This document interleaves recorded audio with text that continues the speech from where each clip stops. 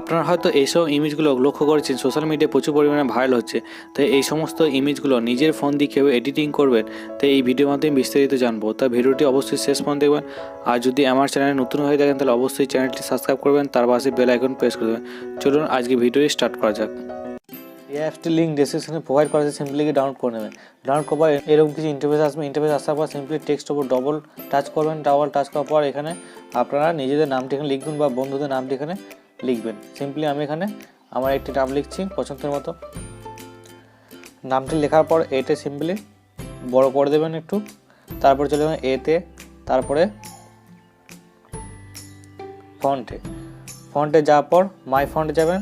তারপর যে ফন্টগুলো আপনার দেওয়া আছে সিম্পলি এখানে অ্যাড করবেন কী হবে সেটা দেখে নিন। এখানে চলে যাবেন এই অপশানে যাওয়ার পর ডাউনলোড অপশানে, তারপরে এখানে আপনারা সিম্পলি টিক করে দেবেন। তারপরে অ্যাড সিলেক্ট, অটোমেটিক আপনার এখানে অ্যাড হয়ে গেছে। তা আপনারা দেখুন শেষের দিকে আমার এখানে অ্যাড হয়ে গেছে। আমি এখানে নামটি যে কোনো ফন্ট একটি সিলেক্ট করছি, যে কোনো ফন্ট আমি এখান থেকে সিলেক্ট করছি একটা। আমি এখান থেকে এই ফন্টটি সিলেক্ট করলাম, তারপরে ওকে। তারপরে চলে যাবেন স্টক অপশানে, এনেবেল, ওকে। শ্যাডো, এনেবেল, ওকে। তারপরে চলে শ্যাডো, ওকে। তারপর চলে আসবেন এদিকে ইমেজটি এখানে অ্যাড করবেন যে কোনো একটি ব্যাকগ্রাউন্ডে।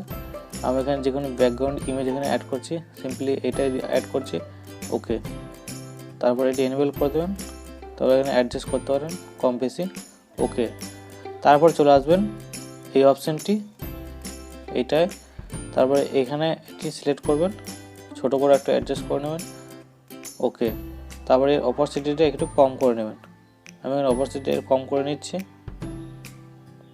একবারে 0, ওকে। তারপরে এই অপশানে চলে যাবেন, তারপরে এই অপশানে ক্লিক করবেন, এই দুটো টিক অপশান ক্লিক করবেন, এই অপশানে ক্লিক করবেন, তারপর ওকে। তারপরে এই অপশান ক্লিক করে দেবেন। এত কিছু করার পর সিম্পলি তারপর চলে যাবেন আপনারা এই অপশানটি, তারপর যেন ফর্ম গ্যালারি ব্যাকগ্রাউন্ড এখানে ইউজ করুন, তারপরে সিম্পলি ওকে। তো দেখতে পাচ্ছেন আমাদের ইমেজটি কত সুন্দর 3D এফেক্ট লাগছে। তারপর যদি আপনারা সিম্পলি যদি ব্যাকগ্রাউন্ড চেঞ্জ করতে চান তাহলে অবশ্যই এখানে ফর্ম গ্যালারি চলে যাবেন, তারপর অন্য একটি ব্যাকগ্রাউন্ড ইউজ করুন, ওকে।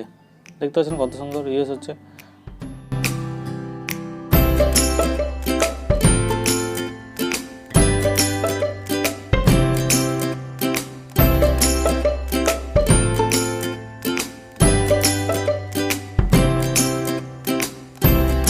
তো আজকে এতটা যদি ভালো লাগে ভিডিওটি অবশ্যই লাইক, কমেন্ট, শেয়ার করে দেবেন।